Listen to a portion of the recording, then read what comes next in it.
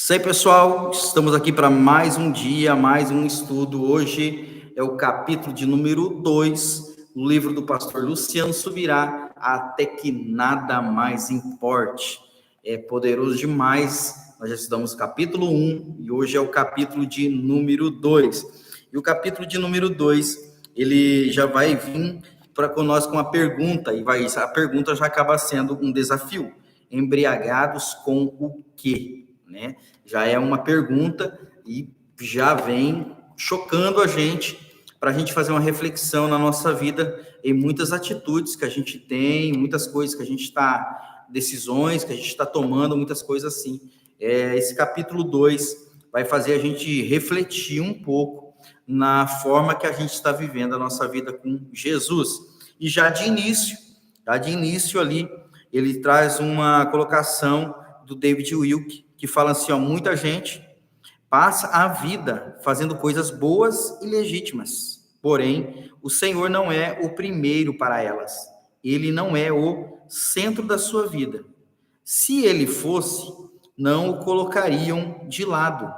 Elas achariam tempo para ficar com ele. Isso aqui já nos dá um choque de realidade, porque muitas vezes a gente acaba falando que não tem tempo, né, de fazer algumas coisas para Deus, mas quando alguém pergunta para nós se a gente tem Deus como primeiro na nossa vida, ou a primazia, Deus está em primeiro lugar, a gente fala assim, sim, claro, com certeza, é Deus acima de tudo, Deus acima de todos, é Deus em primeiro lugar, eu amo a Deus sobre todas as coisas, eu amo a Deus sobre todas as coisas, sim, com certeza, mas aí você vai ver bem certinho uma pessoa, ela acaba falando ali, não tenho tempo para orar, não consigo fazer isso, não consigo fazer aquilo. Então, na realidade, aquilo é apenas um sentimento, não é uma verdade. Então, aqui de início, a gente já pega essa colocação, sentimento versus verdade, tá bom? Então, o que é o sentimento versus verdade? É aquilo que nós falamos versus uma realidade, né? Falamos uma coisa e vivemos outra. Aí ele vai trazer para nós uma colocação, e aqui na página de número 21, ele vai dizer sobre algumas coisas que a gente precisa tomar cuidado. Algumas coisas que a gente precisa tomar cuidado, e muito cuidado. E ele vai pontuar ela e vai dividir isso em 5 partes. E nessas 5 partes, eu acredito que dá para a gente tirar algumas lições aqui, e algumas lições poderosas. Ele vai falar sobre alguns tipos de embriaguez, alguns tipos. E vamos lá, que nós não venhamos estar embriagados com nenhum desses 5 tipos aqui. Os 5 tipos são os prazeres carnais, na página 21 aí do teu livro, prosperidade financeira, posição, ativismo ministerial e família. Tá? A gente vai pegar algumas colocaçõezinhas bem simples aqui. Na página 21, quando fala prazeres carnais, fala assim, quero começar falando daquela forma de embriaguez que, de forma clara e indiscutível, diz respeito ao pecado. Trata-se de entrega aos prazeres carnais. Daí que vai dar um exemplo de Davi, tá? Então, assim, no exemplo de Davi, ele já vai, não sei se você lembra do capítulo 1, quando falamos sobre distrações. Então, ele começa com uma distração e depois para te destruir. E então, esses prazeres carnais, fala assim de coisas que estão nos roubando mesmo de um lugar em Deus. Então, ele é muito enfático em questão de falar exatamente coisas do pecado mesmo. Embriagado no pecado, embriagado em uma vida pecaminosa. Mesmo estando dentro de uma igreja, infelizmente, a Bíblia vai nos mostrar alguns exemplos. Aqui do livro está falando de Davi, do rei Davi. Eu poderia falar para você sobre Sansão, poderia citar para você algum outro exemplo. A gente tem que saber que temos que ter esse zelo e esse cuidado, se precaver mesmo, porque o diabo distrai para destruir. Então, esses cuidados aí, que nós não venhamos estar embriagados com os prazeres carnais. Pelo amor de Deus, irmão, pelo amor de Deus, não vai ter uma vida de prática pecaminosa. Não vá confundir, nós somos pecadores, mas pecadores arrependidos. Arrependidos. O pecado para nós é um acidente, não é uma prática. Por favor. Essa é a nossa diferença, de quem tem uma vida que se converteu ao Senhor, uma vida de quem está em Cristo Jesus, com o Espírito Santo. O pecado é um acidente, não é uma vida cotidiana, uma vida de prática. Quem tem uma vida de prática pecaminosa precisa de uma conversão, de um arrependimento, de uma libertação, tá bom? Que nós vamos estar nesse nível aí de embriaguez não. Segundo, ele fala assim, posição aqui fala assim, uma outra área que não é pecado em si mesma, mas pode levar-nos a pecar, diz respeito às posições que podemos alcançar, até mesmo aquelas que dizem respeito ao reino de Deus. Isso aqui é quando a obra de Deus nos rouba do Deus da obra, sabe? Essa embriaguez que a gente, às vezes, a posição que a gente, às vezes, tanto almeja ou sonha, que isso não é um erro, a Bíblia fala, aquele que deseja, o psicopado, excelente coisa, deseja ou almeja. Então, assim, buscar sempre crescer em Deus, isso não é errado.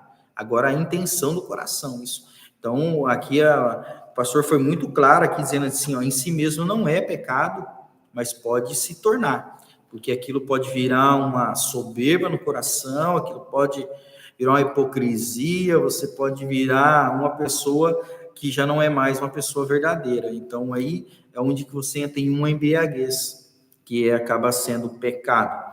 Aí é o terceiro, que é o ativismo ministerial. Olha, o primeiro parágrafo aqui estão na página de número 23, fala assim, ativismo ministerial.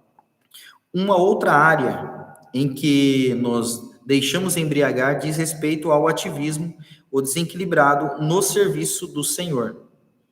Entendo como desequilíbrio não a quantidade de trabalho em si, mas aquele nível de dedicação ao serviço que nos impede de desfrutar o tempo de comunhão que devemos ter com o Senhor.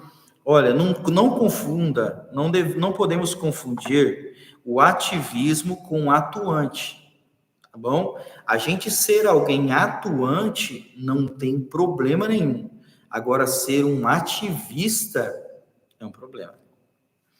Então, temos que ter todo esse cuidado, se esforçar ao máximo para fazer o máximo para o Senhor, né? Aliás, Deus confiou a nós dons e talentos. Então, a gente precisa gastar e se desgastar no reino, na obra do Senhor, mas temos que cuidar para a gente não virar um ativista, mas também não podemos pegar e deixar de ser alguém atuante, que daí vira apenas um frequentador de algo, ou seja, você faz parte de uma organização, mas não está fazendo parte de um organismo vivo, que é estar ali por um propósito, sabe? É estar em um lugar por uma função, por uma agenda, por algo, é um problema.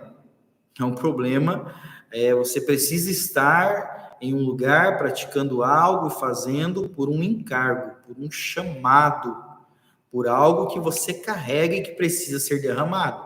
A gente precisa estar transbordante no Senhor, transbordante em Deus. Então, assim, a gente carrega algo poderoso que precisa ser derramado sobre a vida de pessoas. Isso é ser alguém atuante e não alguém ativista, tá? Então, a gente precisa estar muito atento nesse detalhe aí. Beleza, gente? Aí, vamos para a próxima página. Ele vai falar sobre família. Aqui é um pouco mais complexo, porque a gente vive em meio a uma sociedade é onde, às vezes, relativam algumas coisas que não podem ser relativadas. Eu quero ler pelo menos o primeiro ponto aqui, não o primeiro parágrafo inteiro, mas o primeiro ponto, que quando fala assim, família, na página de número 24, fala assim, ó, a família é ideia e criação de Deus. Quando o Senhor presenteou Adão com uma esposa, não o fez para substituir o já estabelecido relacionamento do homem com ele. Eu acho que essa colocação aqui já traz para a gente um esclarecimento gigantesco e poderoso demais. A família, ela precisa sim estar com cuidado, a gente precisa ter todo um zelo, e precisa ter todo um cuidado, mas o que a família ela não pode tomar é o lugar de Deus. O lugar de Deus. Eu não estou falando da obra de Deus, eu estou falando do lugar de Deus. Deus ele tem que ter o primeiro lugar em nosso coração. Em nosso coração. A obra de Deus é outro detalhe, tá? Então, assim, quando a família, ela acaba pegando esse lugar, que é o lugar de Deus, a gente se embriaga com uma coisa que parece, aparentemente, é legítima, mas acaba sendo errada, sendo falha. Temos que ter todo esse cuidado e essa cautela, porque é uma linha muito fina, vamos dizer assim. É um descuido, porque claro que às vezes fala assim, mas hoje eu preciso ir para a igreja para fazer algo porque eu estou lá e a família em casa precisando de você para resolver a situação. Tem que ter todo cuidado, aonde é que Deus quer que eu esteja. Agora, contrapartida, não, preciso cuidar da minha família, eu vou passear, estou aqui, não, hoje eu tenho um compromisso na igreja, mas vou até ligar para alguém que vá lá no meu lugar, que eu vou desfrutar desse momento. E tem que ter, onde que você, tem que ter qual discernimento? Aonde Deus quer que eu esteja. Então, precisamos discernir isso, precisamos entender isso. O que é o embriagar com a família? É você exceder o governo aos homens, o governo que Deus nos deu para fazer as mulheres, o governo que Deus deu a elas também para fazer, a gente pegar isso e não saber administrar tudo isso, e isso acabar roubando a gente do propósito. Gente, a gente precisa entender que há um propósito conosco sobre a terra, há um propósito com a gente. E há um propósito de exemplo de nós como família, diante da sociedade, precisa saber disso sim, ter esse discernimento, mas também há um propósito conosco sobre a terra, como sendo pessoas embaixadores do reino de Deus, tanto homem quanto mulher. Isso, dentro da nossa própria casa, a gente precisa entender e discernir tudo isso. E a família, ela precisa compreender esse lugar, que é o lugar da família, e o lugar que é o lugar de Deus. Tá? Então, que a gente possa discernir tudo isso e não deixar que a família tome o lugar de Deus e nem que colocar Deus em um lugar que é o lugar da família. Tá bom? Tem muitas histórias, aquela historinha, né? Que a família, a esposa, os filhos chegaram com as cobertas, travesseiro, tudo. E o pastor perguntou o que está acontecendo. Não, a gente quer morar aqui na igreja, a gente quer morar aqui. Mas por que morar aqui? É porque o nosso pai aqui é uma benção, o pai aqui é maravilhoso. A gente quer esse pai aqui da igreja, e não lá de casa. Então, a gente precisa ter esse zelo, a gente precisa ter esse cuidado aí, tá bom? Então, que a gente possa ter esse entendimento, o lugar que é o lugar da família, eu como esposo, eu como pai, eu preciso saber desse meu lugar, não exceder desse lugar, mas também não ser uma pessoa que não venha cumprir o meu papel como esposo e como pai na família. Tá bom, gente? Aí ele vai trazer para nós algumas lições, a partir no final aqui da página 24 para a página 25, evitando a embriaguez. E como evitar essa embriaguez? Como evitar? Ele vai trazer agora a lição. Então, ele trouxe 5 pontos de embriaguez que nós temos que ter um cuidado para não ter, e aí agora ele traz para nós como evitar essa embriaguez. E a página 25, ele vai dizer assim, ó, 1, encher da palavra. 2, encher do Espírito. E 3, manter um tempo de qualidade com Deus. Isso aqui é moleza, né, gente? É fácil demais. Mas às vezes a gente faz ser difícil. Às vezes nós fazemos ser difícil. Primeiro, fala encher-se da palavra. Encher da palavra, eu quero chamar a sua atenção aqui. Aqui ele está trazendo para nós, já no primeiro parágrafo, aqui uma questão de uma época que não era tão fácil assim ter um exemplar da Bíblia igual é hoje.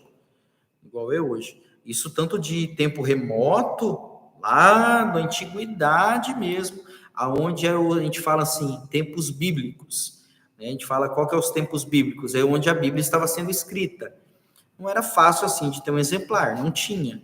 Era ensinado de pai para filho, de mãe para filho, era ensinado na casa, não tinha um exemplar do papel escrito, né?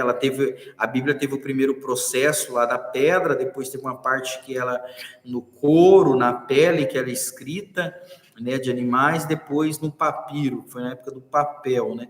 Depois ela foi escrita num papel, ficou mais fácil das pessoas carregarem e portarem, mas não foi sempre assim fácil que nem hoje de ter um acesso. Então, como que a gente faz para não se embriagar nesses 5 pontos que nós acabamos de falar? Primeiro, se enchendo da palavra. Se você ler o Salmo 119, você vai encontrar quantos e quantos versículos dizendo sobre a palavra de Deus. Escondi a tua palavra no meu coração para não pecar contra ti, lâmpada para os meus pés é a tua palavra, e tantos outros textos, né? A palavra de Deus, a Bíblia vai ensinar para nós sobre essa palavra de Deus. Você veja que mesmo em tempos remotos, lá na antiguidade, lembra que Deus falou para Josué, Moisés, meu servo, é morto. Agora levanta, tenha ânimo. Ele fala, medita na lei deste livro, dia e noite. Mesmo sendo escasso, Deus falou, medita na lei deste livro. E Jesus, quando ele vence Satanás, em tão famoso trecho bíblico, onde fala assim, que Satanás fala para ele fazer pedra virar pão, ele fala, está escrito, nem só de pão viverá. Jesus, ele mostra que a gente precisa ter um domínio sobre a palavra. E como que a gente consegue isso? Gente, não tem outra forma. É lendo, meditando mesmo na palavra. Não tem mágica, gente. Não tem outra mágica. É ler a Bíblia mesmo, é comer Bíblia, sabe? O máximo que você puder, claro, dentro do teu tempo, só não seja negligente com o tempo, tá? Não seja negligente com o tempo. Mas eu falo assim que tempo livre, às vezes existe, nós também administrar, nós temos 24 horas no dia. 24 horas no dia. Se souber administrar, você sabia que nas minhas orações, uma das frases que eu sempre faço nas minhas orações é para que Deus me ajude a administrar o tempo. Administrar o tempo. 24 horas, gente. Já parou para pensar? Se a gente fizer aquela conta básica ou lógica, 8 horas para dormir, 8 para trabalhar e 8 horas me sobram. Sobram 8 horas. E aí a gente vai ver que a gente gasta, às vezes, essas horas com coisas que, às vezes, não são prioridade para nós. Então, não tem uma mágica, mas é mergulhar na palavra mesmo, é ler a Bíblia, ler. Gente, o D.L. Moody, ele usa a seguinte expressão, ou este livro vai me afastar do pecado, ou o pecado vai me afastar desse livro. Se você leu o capítulo 2, você leu essa frase, né? Ele fala essa colocação. Então, assim, a gente precisa ler a Bíblia. Gostando ou não gostando, a gente precisa ler a Bíblia. Tá bom? Faça isso como uma disciplina na tua vida. E leia também bons livros. Tudo isso vai ajudar. O segundo ponto, ele fala encher do Espírito. Tá? O encher do Espírito na página de número 26, fala enchendo do Espírito. Uma outra coisa a ser feita para evitar a embriaguez é encher-se do Espírito Santo. E não vos embriagueis com o vinho, o que há dissolução, que há contenda, né? Mas enchei-vos do Espírito Santo. Efésios 5:18. Olha só o paradoxo ou a comparação que é feita. Não embriagueis no vinho que há contenda, mas enchei-vos do Espírito. Então, ele faz uma comparação ali, é bem interessante. Não deve fazer isso, mas deve fazer isso. Então, ele compara que quem não se enche do Espírito Santo é comparado a alguém que se embriaga com vinho onde há contenda. Então, o que não deve e o que deve. Se você se encher, você vai ter algumas coisas que eu acho que é um remédio para nós. É uma solução maravilhosa, e isso está na página de número 27. Se você não sublinhou, não riscou, não circulou, circula aí. Ele fala assim: se você se encher do Espírito, você vai ter alegria, ousadia e desprendimento da avareza. Página 27, os 3 subtítulos. Você vai ter a alegria. Olha só, a Bíblia faz associação do vinho com a alegria, né? Salmo 104, verso 15. A Bíblia fala também da alegria como fruto do Espírito, sabe? Então, transbordante em alegria, né? A Bíblia fala sobre o batismo da alegria. Então, assim, esse é estar cheio do Espírito Santo. É como que estar embriagado pelo Espírito. Vai trazer até a questão dos discípulos, dos apóstolos ali de Atos 2, onde eles foram confundidos com alguém que estava embriagados, né? Eles estavam como confundidos com alguém que estava embriagados, que estavam cheios do Espírito Santo. Eles estavam alegres com ousadia. Gente, aqui ele faz até uma comparação no livro, quando alguém está embriagado, né? Às vezes alguém é meio tímido ali, mas quando essa pessoa ela toma um pouco além, né? Ela vai além da medida, ela não fica mais tímida, começa a ficar conversadeira para cá. Quem já conversa, começa a conversar ainda mais. Então, quando a gente se enche do Espírito, a gente fica alegre por estar cheio do Espírito e vem essa ousadia sobre nós. A gente tem a alegria de falar de Jesus, falar de Deus, de orar por pessoas, porque essa ousadia vem sobre a nossa vida, e isso é preciosíssimo demais. Aí a Bíblia vai dizer para nós também sobre estar cheio do Espírito Santo, e aí ele traz uma comparação aqui sobre desprendimento da avareza. Isso aqui é um anticorpos, irmão, que é criado na nossa vida espiritual. A gente está cheio do Espírito Santo, a gente tem desprendimento da avareza. Olha só, nunca ouvi falar de um bêbado econômico. Pelo contrário, só ouvi falar de como são verdadeiros pródigos. E gasta até o que não tem. Gasta até o que não tem. Então, quando você está cheio do Espírito Santo ali, esses bens materiais, você não fica apegado a eles. Você não é que você vai se desfazer de uma forma assim que não é para se desfazer. Não. Até faz uma citação aqui lá da igreja primitiva, que as pessoas vendiam, traziam tudo aos pés dos apóstolos e entregavam. Então, assim, porque eles não eram apegados a essas coisas. Hoje em dia, nós vemos algumas pessoas que se dizem cristão e tudo, vão para a igreja, mas são tão apegados aos bens materiais, tão apegados, gente, que isso começa a ser um pecado. Começa a tomar um lugar no coração que não é para estar no coração, sabe? Já vi situação de pessoas que tinham uma vida, sim, muito escassa. E uma vez lá na primeira igreja que eu congreguei, e aí a pessoa comprou um carro, tinha um carro, para dia de chuva, ia para a igreja, passasse por um irmão na rua, deixar a pessoa ir se molhando, mas não dava carona, para não sujar o carro, sabe? Então, a avareza, às vezes, toma um lugar na vida da pessoa e no coração, e isso é uma demonstração que a pessoa não está transbordando no Espírito. Isso é uma demonstração que a pessoa não está cheia do Espírito, gente. Porque alguém cheia do Espírito não se comporta assim. Não se comporta assim mesmo, sabe? A gente precisa ter o entendimento e ter a sabedoria. Tem um filme que é muito antigo, esse filme, o nome do filme é Jesus em Meus Passos, O que Faria? É um filme bem antigão, a imagem dele até não é tão boa, a resolução não é tão boa, mas é uma reflexão, né? Jesus em meus passos, o que faria? Sabe, eu digo assim que quando a gente for tomar uma decisão, fazer algo, a gente tem que, às vezes, pensar, se fosse Jesus, como faria?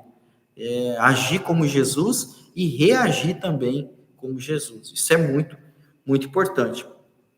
Aí, aqui na página de número 28, vai falar sobre uma anestesia, né? Quando alguém está meio bêbado ali, está até meio anestesiado, né? Não sente dor, não sente nada. Mas e é assim, irmão, quando você está embriagado no Espírito Santo, cheio do Espírito Santo, tem coisas que vêm para te ferir e não te fere, não te machuca, sabe? Frases que alguém fala, coisas que alguém faz, aquilo não te fere. Por quê? Porque você está tão cheio do Espírito Santo. Não. Olha, a gente vê essas pessoas anestesiadas. O que dizer de Estevão, né? Sendo apedrejado ali, a Bíblia fala que ele olha para o céu e ele vê os céus abertos, céus abertos. O que dizer dos apóstolos, a forma que eles morreram, alguns tendo o corpo dilacerado, cortado, degolado, e eles não renunciavam, porque eles estavam cheios do Espírito Santo. Então, assim, funciona como uma anestesia, sabe? Você não vai sentir tanta dor. Sabe aquele cristão mimimi, irmão? Alguém olha para ele assim, só de olhar meio torto, sei lá o quê, ou alguém falar, fulano falou, já vira. Não, se a gente for alguém cheio do Espírito Santo mesmo, que busca o Senhor, mergulhado na palavra de Deus, tendo uma vida com Jesus, irmão, essas coisas não atingem a gente, não atingem. Não, elas não vão ferir a gente. Ao contrário, quando alguém vir falar, tal pessoa falou, em vez de você se ofender com isso, se distanciar, você acaba se aproximando. Essa pessoa precisa conhecer quem eu sou de verdade. Eu não sou essa pessoa que ela pensa que eu sou.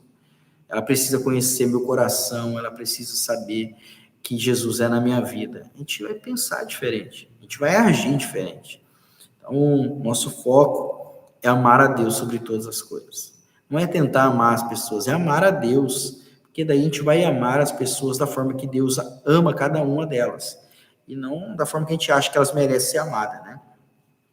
Ele já vai dizer aqui, ó, primeiro anestesia, depois não se lembra das ofensas. Ou seja, você tem um coração, se você é cheio do Espírito Santo, você vai ter um coração que não se ofende, irmão. Um coração que não se ofende e que perdoa. Isso é lindo demais, irmão. Sabe, aquele detalhe assim que quando não quer, dois não briga. Muita briga existe dentro da igreja porque tem duas pessoas que não são cheias do Espírito Santo. Porque quando tiver só um que não é cheio do Espírito Santo, vai ter muita briga que não vai acontecer dentro da igreja.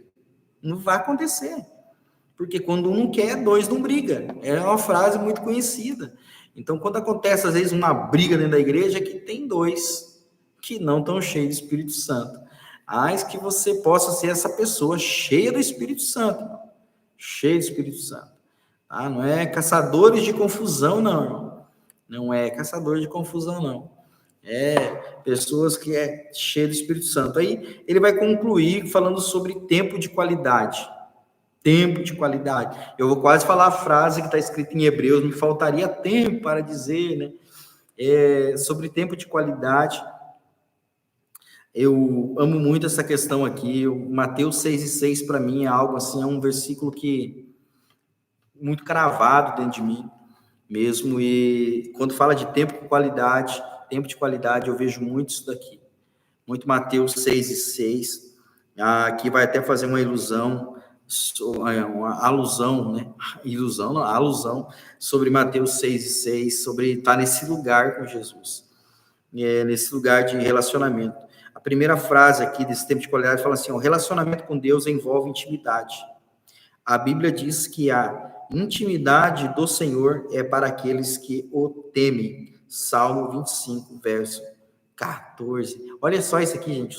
Aqui está falando a intimidade do Senhor, mas tem tradução da Bíblia que fala os segredos do Senhor. Deuteronômio 29 fala assim, ó: as coisas reveladas pertencem aos homens, mas as encobertas pertencem a Deus.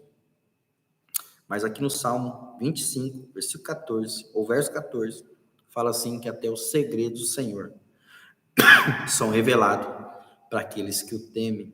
Ou seja, você sabia que você tem um Deus, um Pai, que não quer ter segredos nenhum de você, com você. Ele quer se revelar na totalidade com você. Mas para isso acontecer, você precisa ter com ele o quê? Tempo de qualidade. Tempo de qualidade. E a última frase, página 29, último parágrafo, página 29, fala assim: separar-se das atividades para estar a sós com o Senhor tem um poder maior do que imaginamos. Ajuda-nos a desligar das distrações e focar toda a nossa atenção em Deus. Gente, sabe o que é tempo de qualidade? Não é você estar dirigindo, o som está ligado, você está orando ali mesmo, dirigindo no volante e tal. Isso, tudo bem, isso é válido e válido mesmo. Válido mesmo. Muito melhor você estar orando assim do que a mente vagando por aí. Tá? Lavando louça, orando, né? Limpando a casa, orando, fazendo um móvel, fazendo alguma coisa, um piso, um fogo, orando, escutando louvor. Tudo isso é muito válido, mas isso não é tempo de qualidade. O que a Bíblia fala de tempo de qualidade com Deus é Mateus 6:6. É você realmente entrar em um lugar, desconectar das coisas para se conectar com Deus, tá? É isso que a Bíblia vai dizer para nós sobre tempo de qualidade. Tá bom, gente? Deus abençoe. Foi mais um capítulo de número 2, algo maravilhoso, que a gente possa desfrutar disso sempre. Estar embriagado com o quê? Embriagado com o Espírito Santo. Não, jamais estar embriagado com prazeres carnais, com a prosperidade financeira, pessoas que ganham, e aquilo te rouba de Deus, com posição, com ativismo ministerial e com a família. Esse família aqui nós falamos bastante sobre isso para a gente não se confundir, tá bom? Mas estar embriagados, cheios do Espírito Santo, que Efésios 5:18 vira uma verdade na sua vida. O livro de Efésios é maravilhoso. Se você nunca leu, leia ele inteiro essa semana umas 3 vezes, dá tempo. Ele é curto, curtinho, 6 capítulos. Efésios 1:17-18 é tremendo. Efésios 3:17-18 é tremendo. Efésios 5:18 é maravilhoso. Em Efésios, capítulo 1, está falando assim, que os nossos olhos sejam abertos. Nossos olhos sejam abertos. Efésios 3, ele fala assim, que nós possamos ter o entendimento, enxergar tanto o comprimento, a largura, a profundidade e a altura. Então, que nós possamos ter todo essa sede, esse anseio pela palavra de Deus. Gente, próxima sexta-feira a gente vai falar do capítulo 3. Um Deus exigente. Mas essa exigência de Deus aqui é linda, é maravilhosa. Amém, gente? Deus abençoe.